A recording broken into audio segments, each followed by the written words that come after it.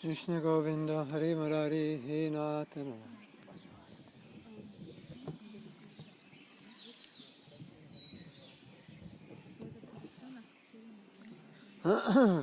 Wow. Okay. Namo Vishnu Padaya Krishna Prastaya Bhutale Srimati Bhakti Vedanta Shamani Tinamani. Namaste Saraswati Deve Gauravani Pacharine Nirvisesa Sunyavadi Paschatya Dasatarine. Srila Prabhupada Ki Jai. So, we're going to have some interesting discussions.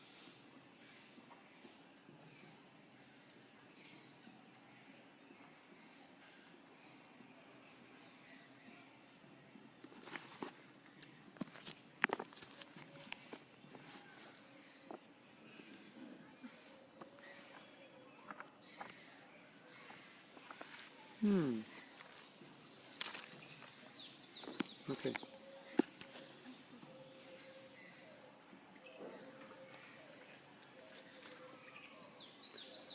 So, Bhaktivinoda Thakur said something really interesting.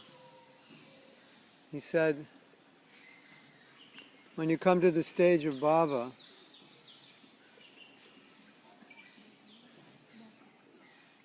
translator?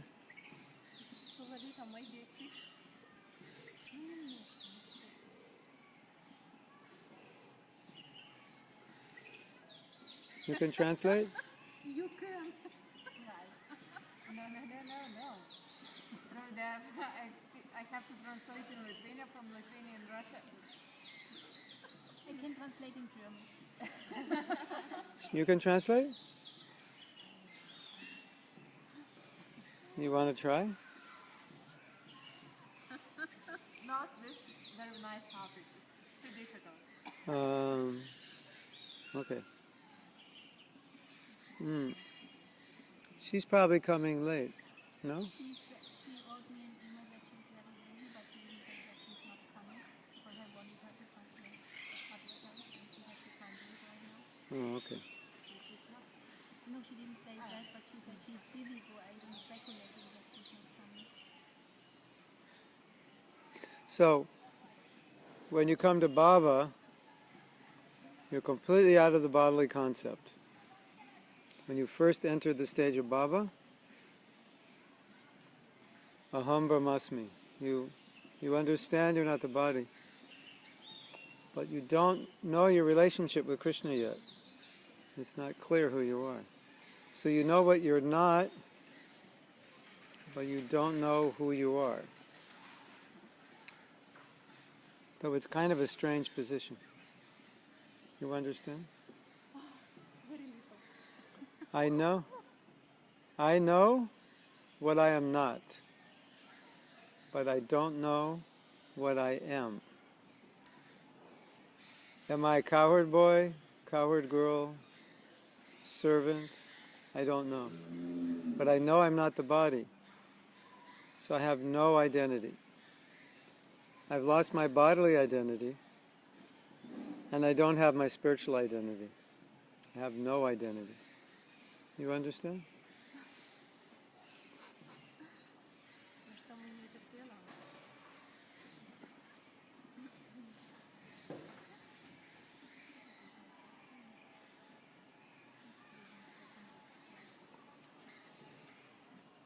So, sometimes a devotee, when they come to this position where they don't have their spiritual identity yet, and they don't have any bodily concept, they become impersonalists. Or they have the tendency to become impersonalists, because there's no identity. So it's therefore said that when the devotee gets out of the bodily concept, Krishna then needs to reveal to him or her who they are in Krishna Lila so they don't become impersonal. So when you come to Bhava, you come out of the bodily concept, and then Krishna reveals who you are in Lila. Otherwise you could become an impersonalist, because you lose one identity, you don't have another identity. You think you're nothing. And You know, there's a lot of bliss being in nothing. You know, because being something can be pretty miserable. So being nothing is better than being something when the something is not good, right? So like, if you emerge in Brahman, you feel relief. So you feel good because you don't feel bad. You feel blissful in Brahman, and then you may want to stay there. So then Krishna reveals your position. You are this in Krishna Lila, so that you know who you are. Otherwise, you may become an impersonalist. Is that interesting? Did you know that? But usually, yes, but we have the identity as servant that also lost. Yeah, because now because you don't know what kind of servant you are.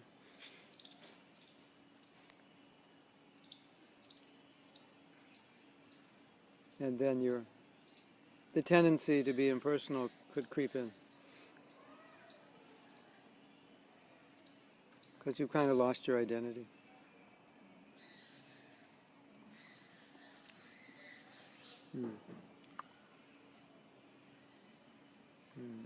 Okay.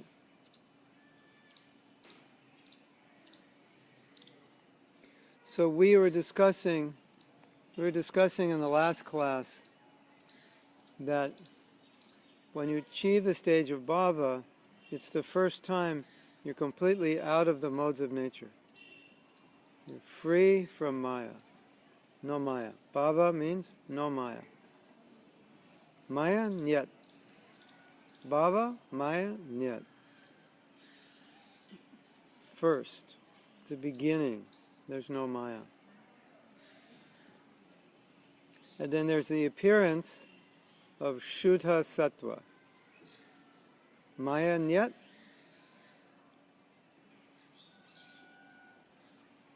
Shuddha Sattva, da. Guru Maharaj, no problem. No problem. No problem. I only know. Hot. Okay. Okay.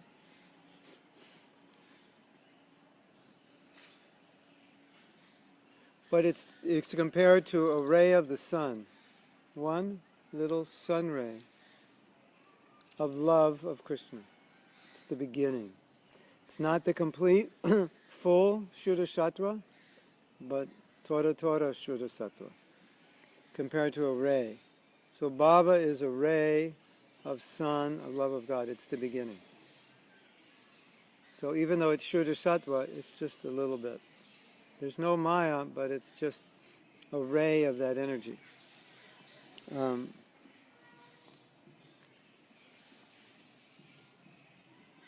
it's beginning, and then love is a full manifestation. And as we had spoken before, that, I don't know why I'm wearing these, I don't even need them. We had spoken before that when you begin devotional service, you have a little bit of bhava. And as each stage you grow in, you have a little more bhava. So even in the very beginning, you have a little bhava. Tora bhava. Alpo bhava. And so every stage that you advance to is a little more bhava. So love of Krishna is the development of bhava. So right in the beginning you have a little bit. Kubala. Kub, you have elbow bhav. Alpo bhav. Right? Little bhav. Little more.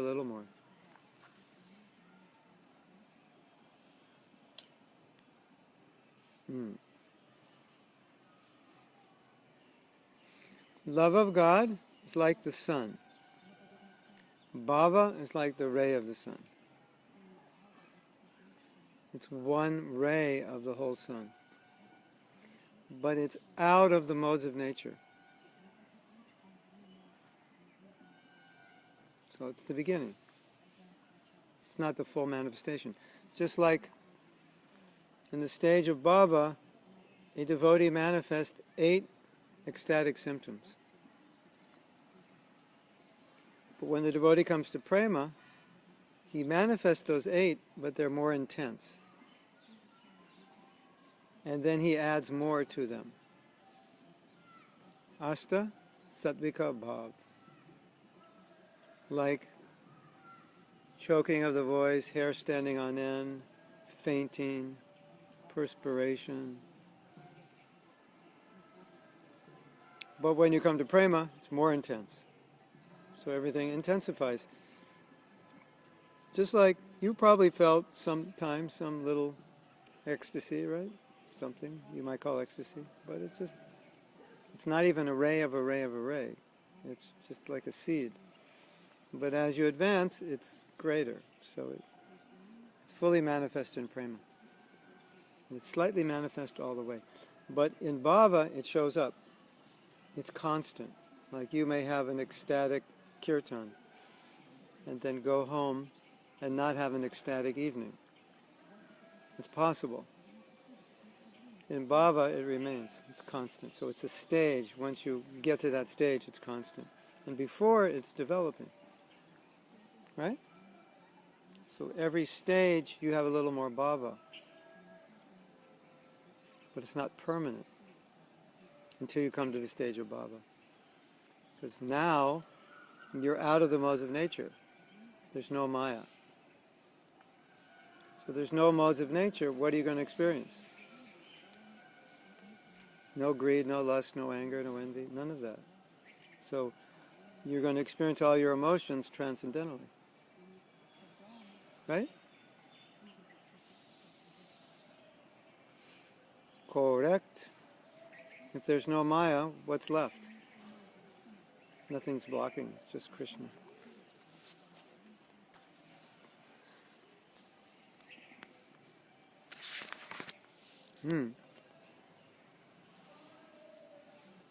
Yeah, so what's happening is, we've spoken about this a little bit, that the heart is sometimes compared to steel, or sometimes it's compared to stone. So what does that mean? That means the heart comes in touch with Krishna because it's like stone, there's no emotion.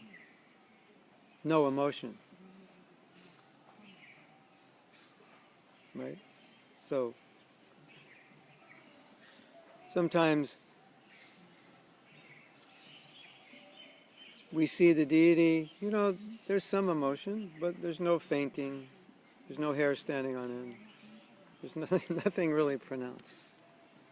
Maybe a little something. So the analogy is because the heart's like stone. A man sees one woman, he doesn't feel anything for her. He's not even nice to her. He's hard-hearted towards her. He sees another woman, he's very nice to her, he's very attracted, and his heart melts. So something like that. The attraction affects us. So it's said when you get to the stage of bhava, then your heart becomes soft, and then in connection with Krishna, your heart melts. So when you chant, the melting, or any contact with Krishna, the melting is described as the symptoms of ecstasy. That's the melting. Maybe your heart melts now when you see a pizza.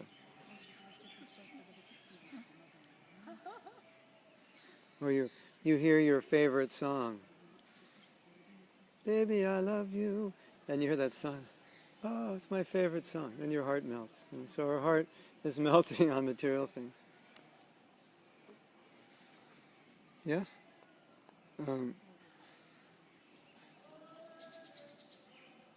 So, as you become Krishna conscious, all the symptoms that manifest in bhava, they're seen to some degree, smaller. It's not that your heart doesn't melt, but it doesn't melt to that degree. It's not that when you hear a good class you don't feel something, or a good kirtan you don't feel something. Or maybe you feel it very intensely, but it doesn't remain that intense. In Bhava, it increases and it remains. Yeah, because there's no Maya, so there's nothing to cover it. Why wouldn't it? Once you're there, there's nothing to cover it. Right? So why wouldn't it remain? When it doesn't remain, what's happening? We're getting covered by Maya. One day good, one day bad, one day good, one day bad. Right? Just sit out of the sun. You know what also happens? When you have a realization, and then a week later you can't remember the realization. Why? Because Maya covers, right? So in Bhava, there's no covering of Maya. So there's only realization, there's only knowledge. Just like when you're in a good state of Krishna consciousness, you get a lot of realization. That means you're more in touch with this transcendental position. But when you forget the realization, it means the modes of nature have covered. And you can't even remember what you were realizing. Isn't that interesting? Or you remember it, but you don't feel it anymore. You can't really talk about it because you're not experiencing it. You experienced it last week, and this week is a bad week, right? And in stage of Bhava, there are no bad weeks, because there's no Maya. Wouldn't that be nice? So we can take this class like an advertisement to come to the stage of Bhava. This is what happened, Fly to Kerala, white beaches, aqua blue waters, palm trees, coconuts, perfect weather. Now you're getting excited, you want to go. It's the winter here in Mayapur. Let's go to Kerala and get a nice beach house, take long walks on the beach. So this is like that. This is what happens in Bhava. Like Prabhupada says, you become Krishna conscious, all your problems will be solved, because you won't be dealing with Maya. And you won't be identified with the body anymore, because you're identified with who you are transcendentally, right? Because you know who you are. So why would you identify with the body? You know who you are. In Krishna Lila, I am this person. I am so-and-so. But before you said it's not manifested in Bhava. Not in the very beginning. When you first enter, you don't know, but then it manifests. When you're first coming into it, you're just it's not clear, and then it's revealed. And it's said that Krishna makes sure he reveals it so you don't become an impersonalist, because you lose your material identity. It makes no sense. You go such a long way up to And then Bhava become and impersonalist, yeah. personally. Well, I don't think that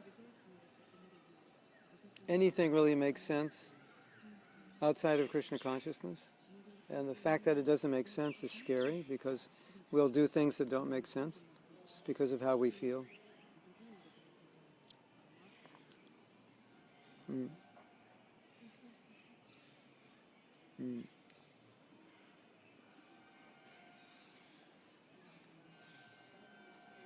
Yeah. So what's happening is that when you experience ecstasy, you're coming in touch with Krishna, and your heart's melting, because you're so attracted. And the only way, or one way we can understand this, is it happens materially. It's something you're attracted to, you come in touch with it, it affects your heart. I wouldn't say you become ecstatic, but something happens. Something is going on inside. And so, when you're in the stage of Bhava, that you melt in contact with Krishna, then these ecstatic symptoms begin to state. They're just manifestations of love. Very intense love. Yes.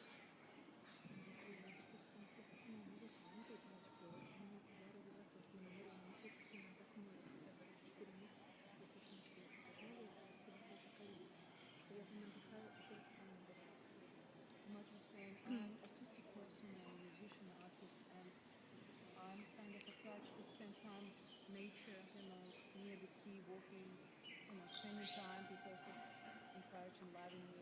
Is it a bad thing if I'm, let's say, the decision to leave the holy Dhamma? Well, leave the holy Dhamma and go to Kerala? No, the place where she lives. Well, Go back to Russia? She lives in Russia, but it's actually not like a touristic spot, like nice beaches. It's more near Japan. It's just the all open Country, nature. yeah. Not many people. She just likes to spend time Yeah. meditate deeply. Well, I'll tell you a story. Well, see, the thing is, if it inspires you to serve Krishna, it's good. If it inspires you to forget Krishna, it's not good. And when we like things, it can inspire us to forget Krishna because we like it so much. Is that confirmed? So the story is, maybe you've heard the story, there was a beautiful sunset and the devotee said, Prabhupada, look at that beautiful sunset. And so Prabhupada understood when he was saying, look at that beautiful sunset, it was something that he was enjoying seeing. He wasn't seeing that's Krishna. He was just enjoying the sunset. So I could say, look at that beautiful sunset, that's Krishna's eye. And that reminds us of Krishna. Or I could say, look at that beautiful sunset, because I like looking at beautiful things, and that beautiful sunset makes me feel good. So I've no connection with Krishna, it's just, it makes me feel good. That's material life. We like to look at things, or listen to things, or see things, or taste things, or touch things that make us feel good. Now, you see a flower and it's beautiful, and you think, that would be a nice flower for my deities. Or you think, just see the artistry of Krishna, he's made this flower beautiful. Krishna is an artist, he made the flower. So that flower is making you think of Krishna. Or you walk by and you can smell the fragrance, and you think, I wonder how, if this flower smells so good, I wonder how Krishna's body smells. It must be amazing. Because some flowers are so fragrant, they're a bit intoxicating, right? In your country, you must have so many fragrant flowers. And you walk by, you're 3 feet away, you smell them, and it's like, it almost makes you intoxicated. It's like perfume, right? And if you think, oh, Krishna's the fragrance of the earth, or imagine what Krishna smells like. Otherwise, that smells good. Come over here, smell this. Doesn't it smell good? Yeah, it smells good. Come over here, smell this. Smell good? So that's just, we're enjoying the smell. So that's the difference.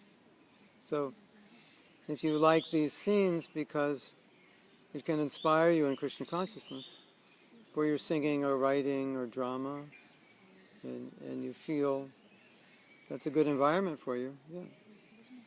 As long as it's helping you. But if you think, I just like this,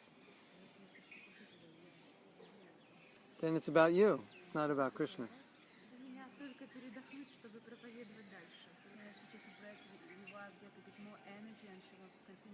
Yeah, that's fine. We all have different nature. Some people, if you take them into the country, it puts them in anxiety because they're from the city. And it's too quiet for them. It's true. You know that? It's true. They're not used to it. It's too quiet. It's too boring. They get out there and the first thing they think is, what do you do here? There's no movies, there's no restaurants. What do you do here?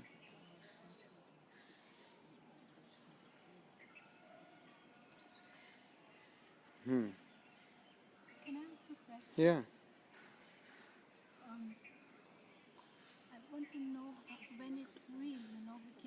We know this flower is smelling good. I want to offer it to Krishna, and then, but I enjoy the smell afterwards also. Oh, Then is it yeah. Okay. All right. Yeah. This is a good question, and this is something that it's not easy to understand, because as conditioned souls, we're very connected with our senses. So if our senses are gratified, it makes us happy.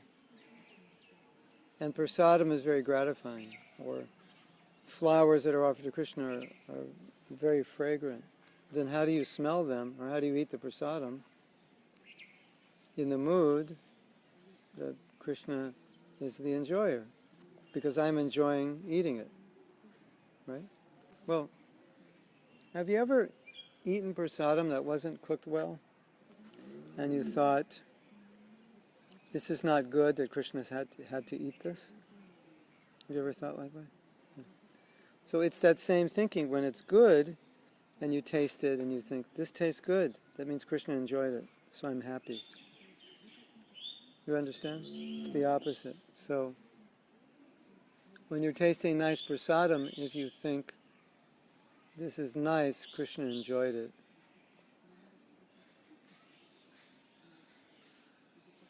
And when, I'll tell you a story, it's kind of interesting. We had a festival at one of our temples. The temple president had written to Prabhupada, and he described what went on in at the festival. Then Prabhupada wrote back and he said, I hope you enjoyed the festival. He used the word enjoyed. So it's the same idea. We were on a morning walk today, and I was telling the devotees that at least when I'm in Mayapur or in Vrindavan, I feel like this is the highest sense gratification you can get anywhere in the world. And then someone might say, well, look at you live in a small apartment, you eat simply, you get up early, there's no sense gratification. But I meant from the transcendental perspective, everything here is sense gratification. Right? That our senses are being gratified. You get to see the deities, the devotees, take nice prasadam. So there is this concept of enjoying, but you're not the enjoyer. Try to figure that one out. You enjoy, but you're not the enjoyer. Like, for example, sometimes Prabhupada would say something which we thought was funny, but he didn't intend it to be funny, and he said, don't laugh, it's not funny. But if Prabhupada would say something and he'd laugh, then we could laugh, because it was funny, and he's establishing the mood. So now Prabhupada said something funny, and we're enjoying it as disciples. But if it wasn't meant to be funny, and we're trying to enjoy it, it's not proper.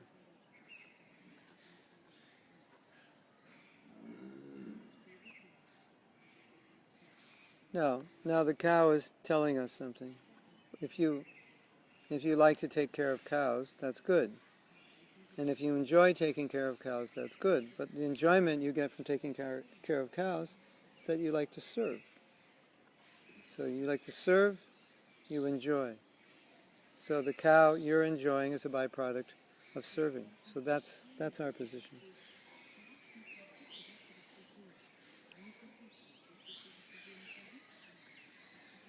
I don't want to enjoy if Krishna doesn't enjoy. So if this food is not offered, I don't enjoy it. Right? And Krishna has eaten it, and he's giving it to me. But I don't eat it in the mood that I am the enjoyer. Because if I do, then I'm not really taking prasadam. Just like, I'll give you an example. There's a devotee, and sometimes he gets frustrated when he chants japa because he's not experiencing the taste.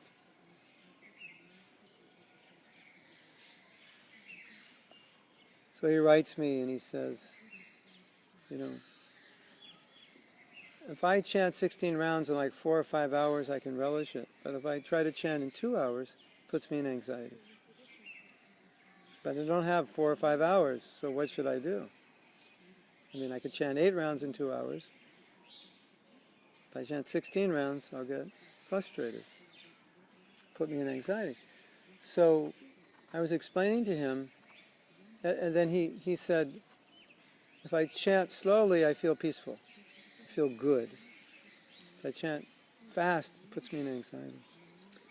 So after many exchanges with him, I realized it's all about him and how he feels. It's not about how Krishna feels and what's right. It's about how I feel. Well, I don't feel good. And the problem with that is if you don't feel good, maybe you'll stop chanting. Right? You just stop. I don't feel good when I chant, so it's about feeling good. So that's a problem. So we can enjoy as long as we're not in the center. It's not around us. We all enjoy, at some point we all enjoyed japa, right? Hare Krishna, Hare Krishna. And we're feeling blissful. Not because we're trying to enjoy it, but we're trying to serve Krishna. You try to enjoy japa, it doesn't work. Because Krishna is the enjoyer. It's like I buy a gift and I give it to you. And after I give it to you, I say, can I use it?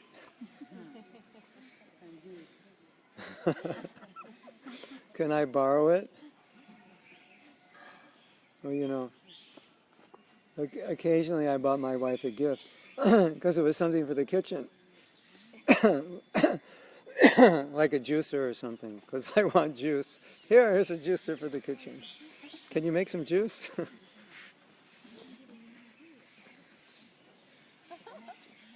Or your wife buys you a tool set.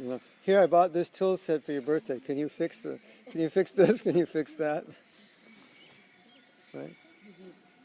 So it's, you're giving the gifts, but you're the object of enjoyment of the gift. So, as long as you take prasadam in the mood that I'm a servant, and I'm enjoying as a byproduct of serving,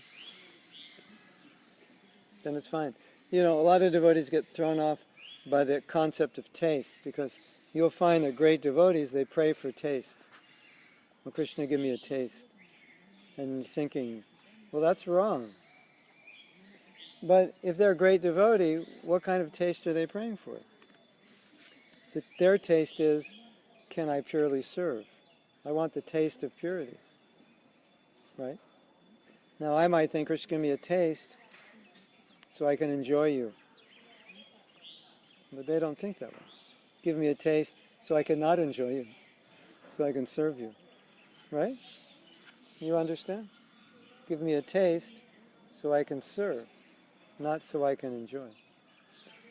But our conditioned thinking is, give me a taste because I think I'm the enjoyer. Right? Like sometimes we use the example. We say, Krishna is the center. It means everything in the universe is meant to give to him. That's the center. Everything goes to the center. Or we can say, we're in the center. Everything goes to me. If I'm in the center, everything goes to me. So it's just the mood you're in when you're smelling the flower, when you're taking the prasadam.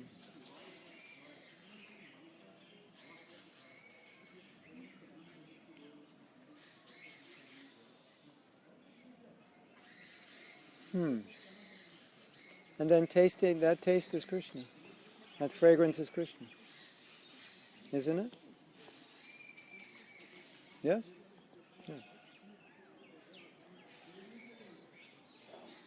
I mean, what if you met Krishna? He smells really good, doesn't he? I don't know exactly what he smells like because I haven't smelled him, at least not in a while. But he smells really good. But that fragrance from his body is not going to excite you to pursue sense gratification. It's going to purify it. Yes? Da? Da or da? Da. Da, da.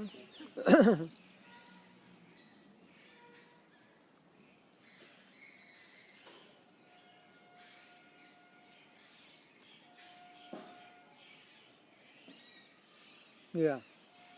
Is that all right? You see, the problem in understanding that is we're caught up in being enjoyers for so many lives. It's really hard to figure out how we can do something enjoyable and not be enjoyers, isn't it? For example, when I'm cooking, I cook what I like to eat or what I can eat. But if I think about, I'm going to ask Krishna, I'm going to cook for you now. Right. So, but this is like really a razor's edge. But that's home worship, and so home worship is different. Because you can't do that so much when you're cooking for the deities. I think, we offer prasadam that we cook for devotees to the deities, but we offer other things. And those are the things they like. So home worship is like that. Krishna has to eat what you like. Now, if you want to make him some things he likes, that's nice also. And you can distribute it if you can't eat it.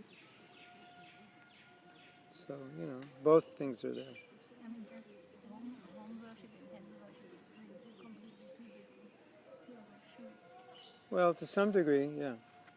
At least in that, home worship, you have choices in what you offer. In temple worship, the choices are restricted to certain things at certain times. So at least when you do it that way, you should do it. Say, okay, Krishna, I need to eat this, but I'm offering it to you, and you better accept it.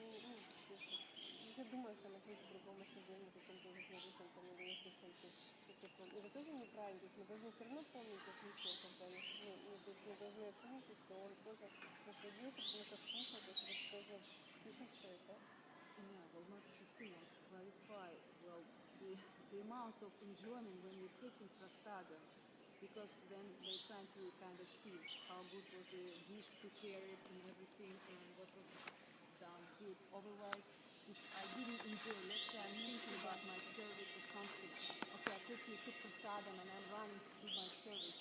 So it's sort of, I didn't kind of like even appreciate the prasadam. Yeah. So the amount of this enjoyment while you're taking prasadam. Well, I think we have to go back to that statement where Prabhupada said, did you enjoy the festival? Now, if I enjoyed the festival, what did I enjoy?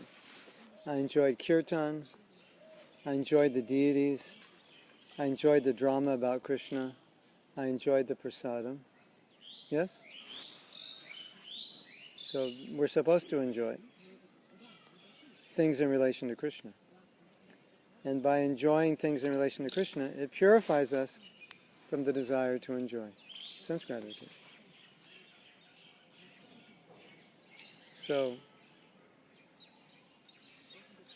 and if you're sensitive to prasadam, then not only are you enjoying the taste, but you're feeling the bhakti in the prasadam. Right? Yes? So if you're sensitive to that, then it's like the deities are dressed beautifully, and you might enjoy seeing that, but you're also feeling the devotion that went into making the dress to dressing them. Right? So if something really tastes good, then often we think whoever cooked had a lot of devotion to make it taste this good. And so we're tasting of devotion. And devotion tastes good. And Krishna likes the taste of devotion.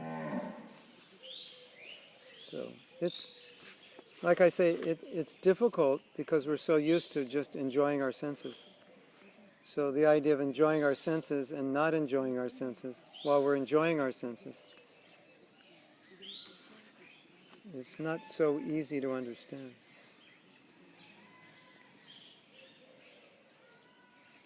It's just the point is that the enjoyment is not coming from something material. Prasadam is not material.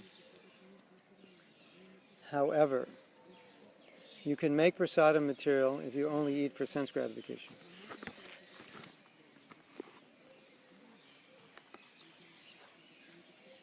So if you just eat like it's ordinary food, just for sense gratification, then that prasadam becomes ordinary. And then it becomes sense gratification. Like kirtan, one second, kirtan can be sense gratification. Especially if you're leading, then you can get some pratishta, some honor, and then your kirtan becomes sense gratification if that's your motive.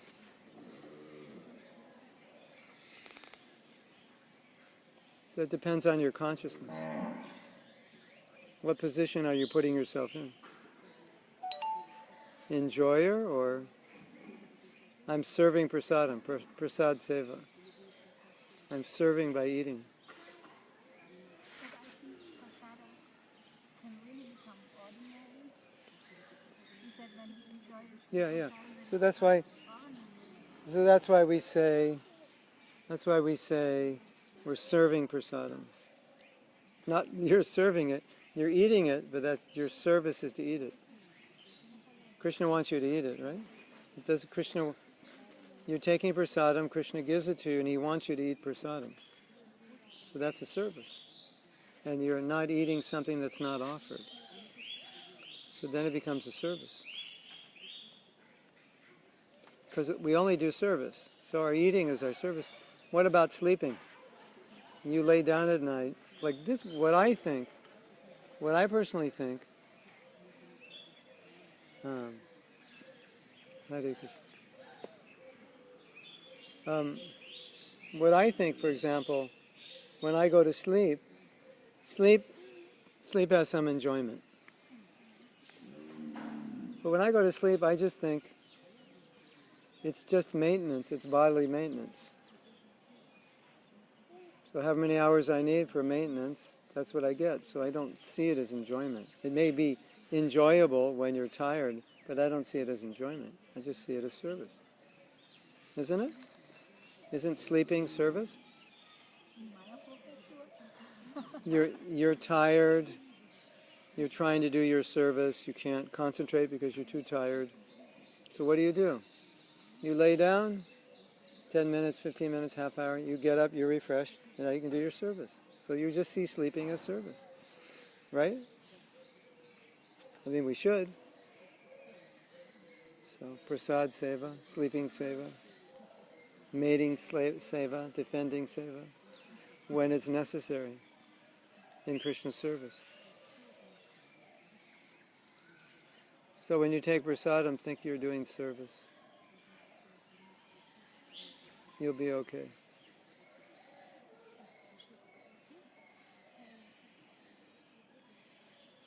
Yes? I just had a note actually, and it's easy to recognize sometimes, like you're somewhere, like you will come to a restaurant, devotional restaurant. But again, whoever was cooking this day and how it was offered, and then you take prasadam, especially in Australia we have a lot of restaurants, and well, I had experience myself, it's my experience. You take prasadam, probably also most probably not in the proper consciousness because our restaurants they're in the beautiful locations, somewhere beautiful touristic places. And then after leaving this devotional restaurant, you sort of thinking what else I can enjoy, like in a passion kind, or maybe I should go, Yeah, yeah. To the beach or something, that's, you see, so that was the prasadam. We didn't have Yeah. prasadam. Well, It's like, it's Prabhupada talks about it in the Chaitanya Charitamrita. He uses the word sense gratification. He uses the word sense gratification in the name of Mahaprasadam. You understand? In the name of Maha, I'm overeating. In the name of honoring Mahaprasadam, I'm overeating.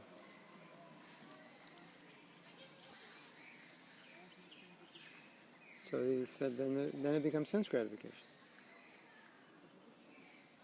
See, look, what is our philosophy? Our philosophy is that anything can be sense gratification and anything can be service. So what looks like service can become sense gratification, and what doesn't look like service can become service.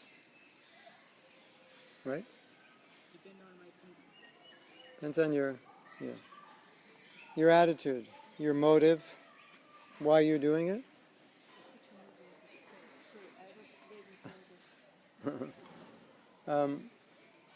Yeah, that's the idea.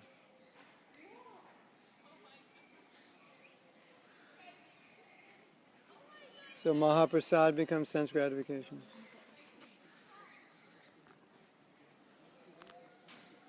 But still, I'm not happy with that it can become ordinary. It can't become ordinary. It can't be, but you can be. And so therefore your experience of it will be ordinary. It's just like you look at the deity is always Krishna. It doesn't mean you see Krishna in the deity. Right? The holy name is always transcendental. And Bhaktivinoda Thakur said, simply by reciting the syllables, it's not the name. So you could be chanting, but not chanting. And say, but I thought it's Krishna. Krishna and his name are the same. They are, but you're chanting. What are you chanting? Who knows what you're chanting? Krishna, Krishna, give me this, give me money. So you're not experiencing Krishna, even though you're saying Krishna. So that Krishna is Krishna, but not for you. So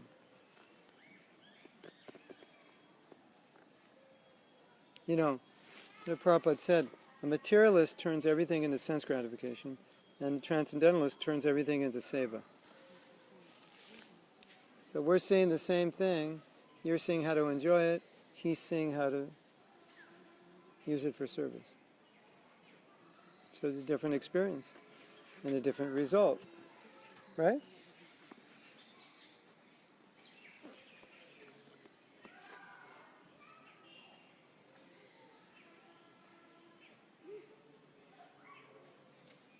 I've been told that sometimes sannyasis are very... one sannyasi, they said, why did you get married? He said, because I wanted to get a good wife. So he was joking. You become a sannyasi and you become attractive to women. Renunciation. So why did you take sannyas? I wanted to get a good wife.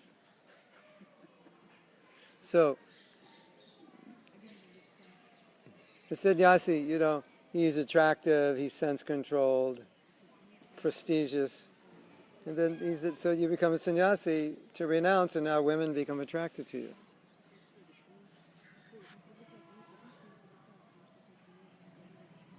So the Maharaj comes, and all the brahmacharis are inspired.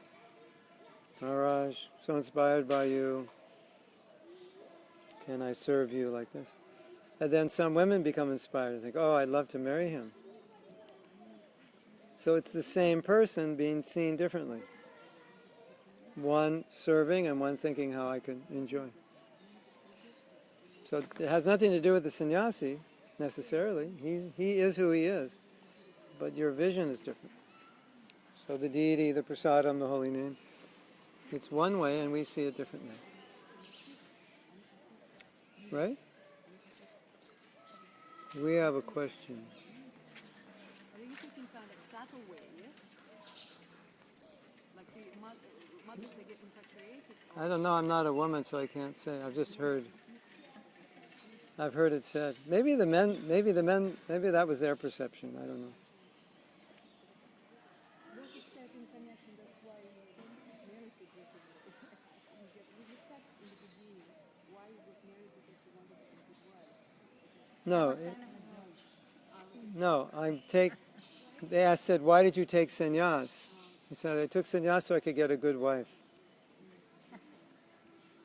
Because the sannyasi is attractive to women. It's a joke.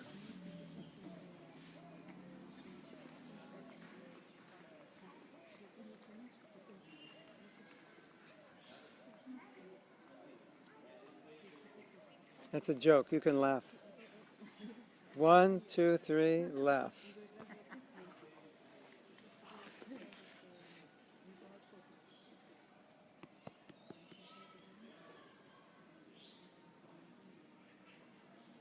Now, if you're Krishna conscious, you would never see anything in terms of sense gratification. Right?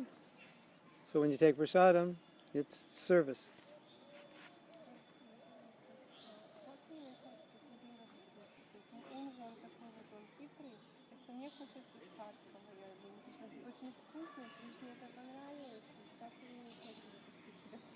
Well, how to stop your own mind from speculation because, okay, I want something sweet. I want something sweet in reality. Or let me offer something to Krishna. Yeah. Actually, I want something That's sweet. called,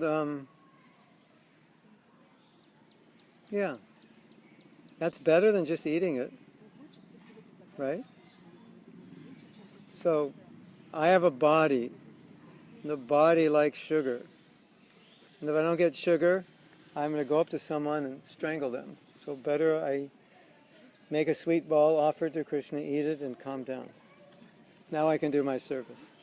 Right? So that's okay. At least you offered it to Krishna. The whole idea is you have to exist according to your level of Krishna consciousness. So you shouldn't feel bad. You want to eat something, so the principle is you offer it to Krishna, then you eat it. In the temple, it doesn't work that way. In the temple, you offer certain things at certain times. You like them, you don't like them, you offer them. But at home, at least you offer it. The thing is, we have bodies, and bodies have demands. And if we don't fulfill the demands in a Krishna conscious way, those demands will degrade us. Right? Yes?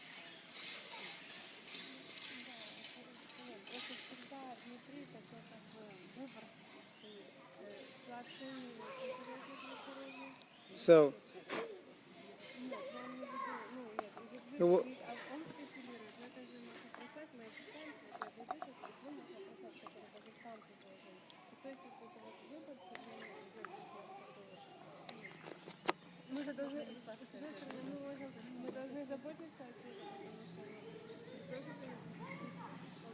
actually had another point also, like, okay, I have like two tracks in my mind.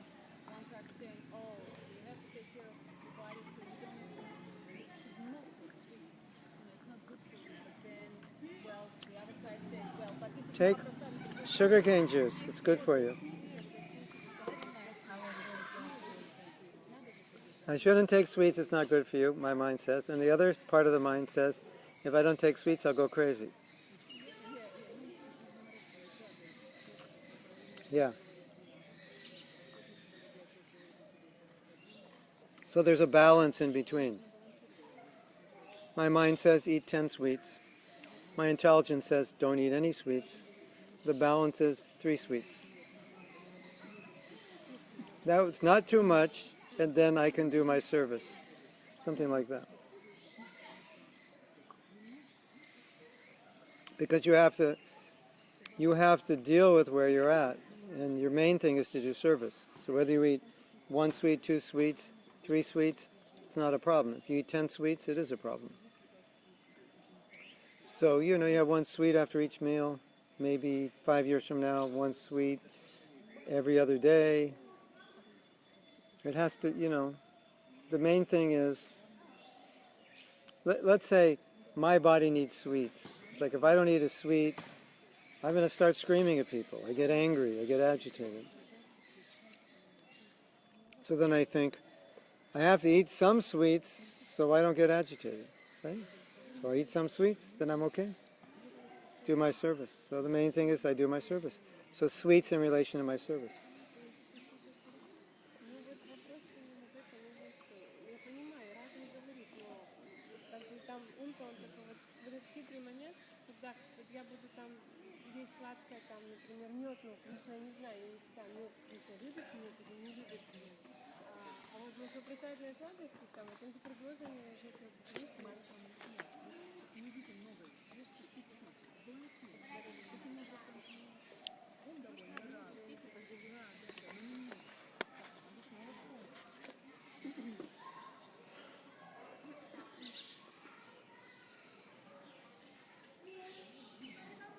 It's okay? 3 sweets is okay? Yes. Я увидела здесь старшую матушку, я очень к ней отношусь с благоговением и с почтением, поэтому могу задать вопрос, то есть как улучшить ситуацию в Майпуре. Ко мне на прием, так как я юридический доктор, приходят на консультацию женщины, которые которые пренебрегают тем, что брамачари или идут на саньясу, они говорят, вчера брамачари, завтра станет моим мужем. Таким даже. И это очень часто. Что мы можем предпринять, какие действия, какая защита для вот этих наших... Well, I am a Ayurvedic doctor, and different people, some other comes to me, and, in the process of the treatment, they reveal their mind, and I can find sometimes that they have this sort of like quite egoistic attitude. Okay, is it here? Is here in my profile? Okay, I've chosen someone who's a brahmachari, but what do you mean? Brahmachari and sannyas. Well, brahmachari or sannyas, it doesn't matter. I've chosen this person. I have to repeat this. So they have this mentality. What's the question? I've chosen someone I want to marry. Yeah, and they just so no, but the question is Brahmachari, sannyasi. what we can do, because Mataji said she has a few times already meeting such People who are determined. Yeah, and she's sort of like thinking, how can они приходят и and they come for the lecture, to the lecture, and they would sit in front of, and their motivation is they didn't come to listen to the class, they came with different agenda. So Mataji is asking. What can we do? Можем ли мы вообще с ними общаться? Oh, actually, Mataji is asking, can we actually even associate with them? So she's saying some devotees, their motive is to fulfill their personal needs, but not really for service. Yeah, and I don't actually, in reality, probably don't care about. They're not so attached to principles. Yeah. So how can we guide them? Or, should we associate with well, them? as far as association is concerned, the principle is to find the most advanced devotees and associate with them. Find devotees that help you. And if association doesn't...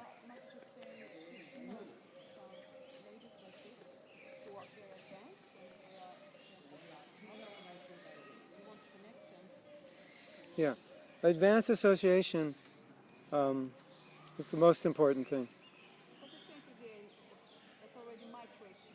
Do those ladies would like to come? Система наставничества в Майпуре есть? Нет, я хочу знать. Кто вообще наставники? Mataji is asking, is there the system of the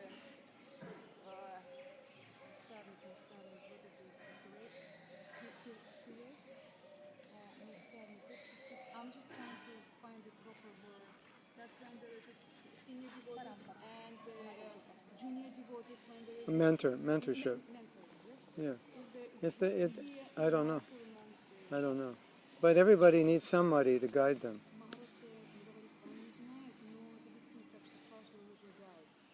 At least younger devotees. You see, the thing is, Krishna consciousness is based on the principle of unmotivated service. It's the whole principle that the movement's established on. So, everything has to evolve around that. And Prabhupada didn't want people coming to the movement to get some sense gratification from it. He definitely didn't want that, because that'll contaminate it. So people have to be educated. Just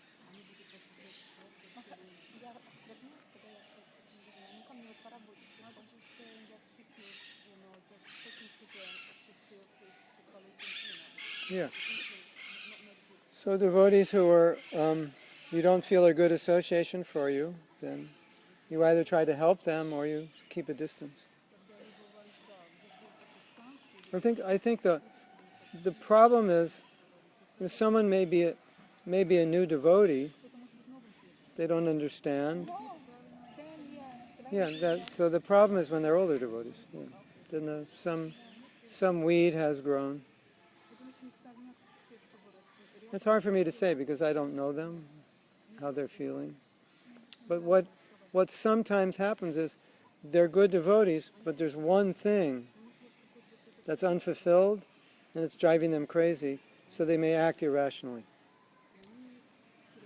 Otherwise they're good, but one thing. And generally that one thing is male-female association. Yes? So maybe if they had a good husband, they would be fine. And maybe it's like, have you ever been really hungry?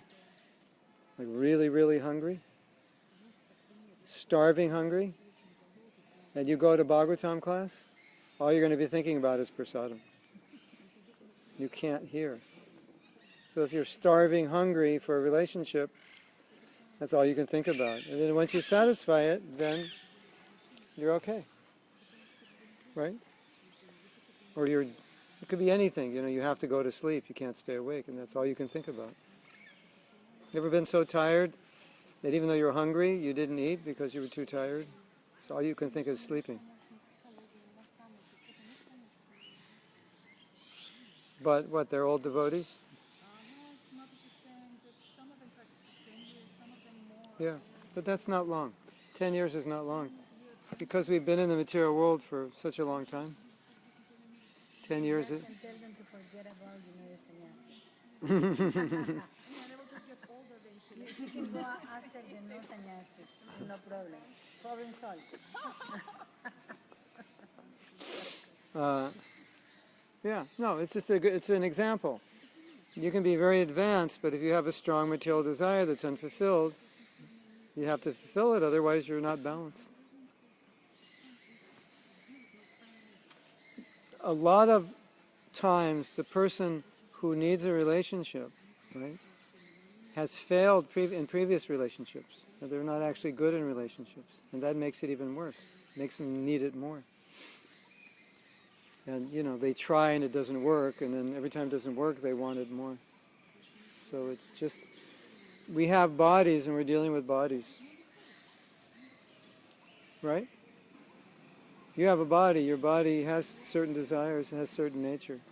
Certain things you need. Certain things you don't need. That if you had would bother you. So it's a lesson. We can learn from that. That if certain things aren't fulfilled, drive us crazy. Now I know a lot of devotees, they feel bad in trying to fulfill those. They think, well, something's wrong with me, I'm so bad. Nothing's wrong with you, you just have a body that has this nature, it has to be fulfilled. Like you like to act, you like to sing. If I said there's something wrong with you because you like to act and sing, you'd think I'm crazy. So what's wrong with acting and singing? I can do that for Krishna. And if you don't do it, you'll go crazy. Right? Isn't it? You have to do it because that's your nature. So there's nothing wrong with it. So a lot of times devotees, in realizing their nature, they think there's something wrong with them because they have this nature. It just has to be engaged. Mother, the point was, it's okay, especially for women, she has to be married. But this kind of cynical, attitude that they don't care if, the way Yeah. it's all about them. Yeah, because they're hungry. And they should have been married 10 years ago. If you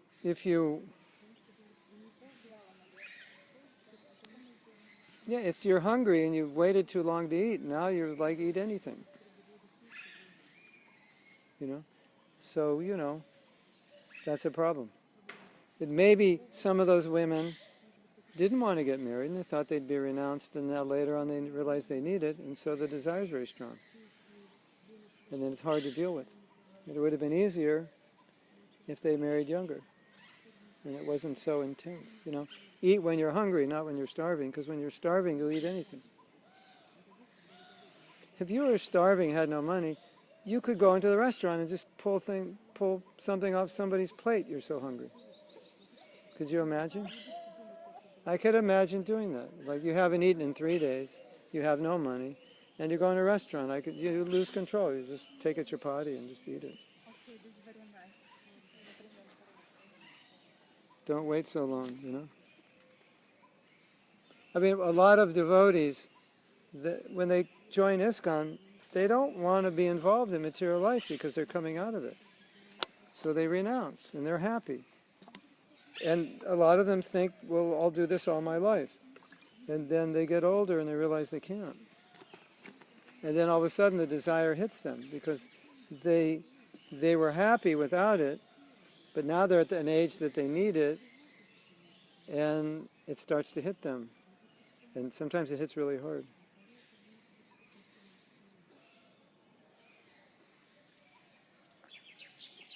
You understand? And then it hits hard, and it's like a drug addict who needs a drug. Well, then probably, yes, again, the system, they have to find senior good devotee, they can share, open the mind, and do it in a proper way, like through proper agency of, find a partner, but not just go and, but again, you have to be in sattva guna. Well, it's also culture. There's a culture to follow. There's an etiquette.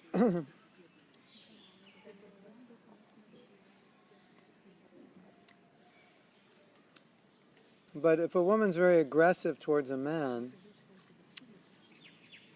most men won't like that.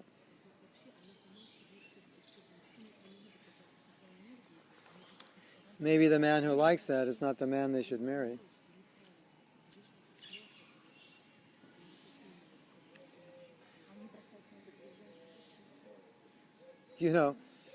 If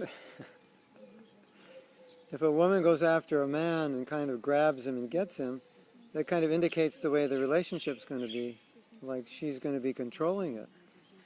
So a lot of men, when they see that, they back off. It's like, if I marry this woman, she's already controlling me and I don't even know her. You know what I mean? So it's not so attractive. Right? Men do not like to be controlled. But they don't mind being controlled by love, but they don't want to be controlled by aggression.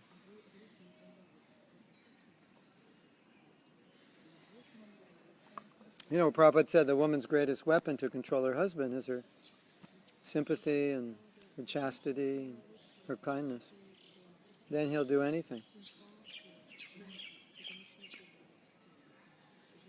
You want your husband to do this, and you're pushing. It doesn't always work. But your gentleness, then it wins his affection, then he does it. When you love somebody, you'll do anything for them. When they force you to do it, you resist it. So that woman could be going after this brahmachari, and the brahmachari decides to marry that woman, because that woman had the right culture, the right consciousness. Okay, we have a question.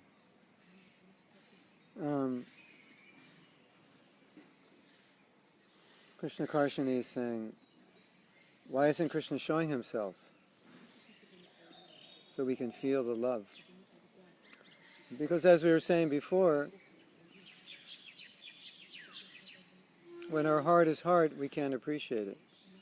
And when the heart is soft, when Krishna shows it, then we appreciate it. Just like if a person comes to the temple who's not a devotee and they see the deity or they hear the kirtan, they might appreciate something, but not much. Not as much as an advanced devotee would. Right? advanced devotee will appreciate. Softer heart, senses purified. So the same Krishna is opening up more. Yes? Well, I quite often also reverse when someone comes really first time, he comes with the humble attitude. He also doesn't know offenses or anything. Krishna very merciful.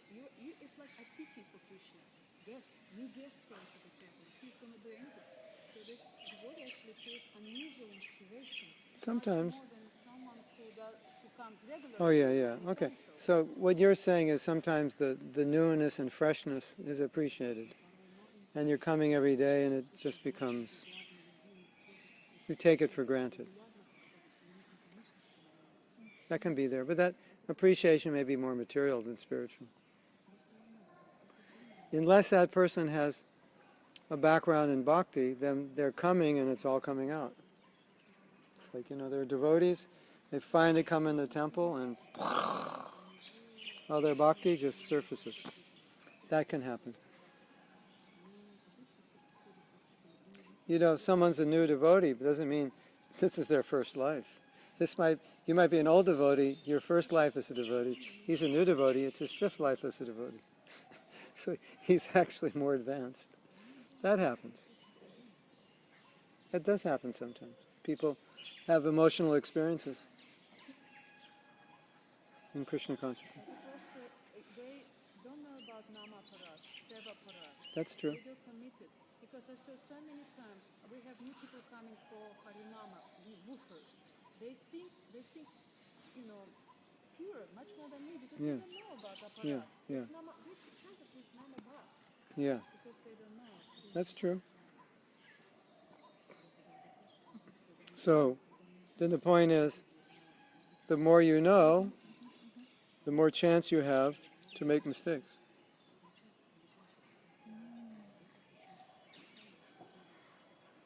That doesn't make sense, does it?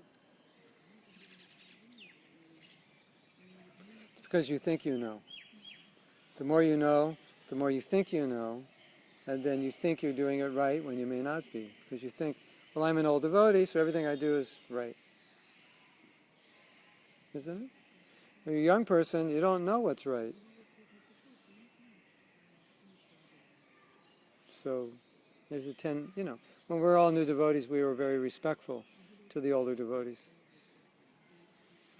And then we saw their flaws and maybe we lost respect. Maybe we started thinking, I'm as good or better than they are.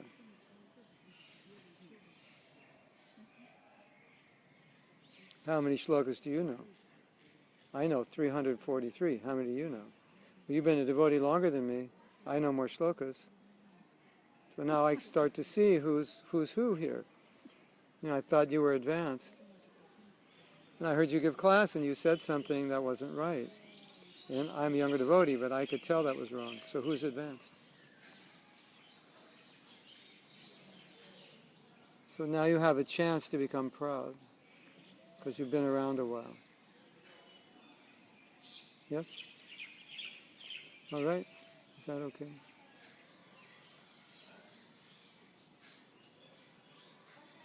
Okay. We're going to stop. With your permission, we can stop. We're going to stop feeding the mosquitoes.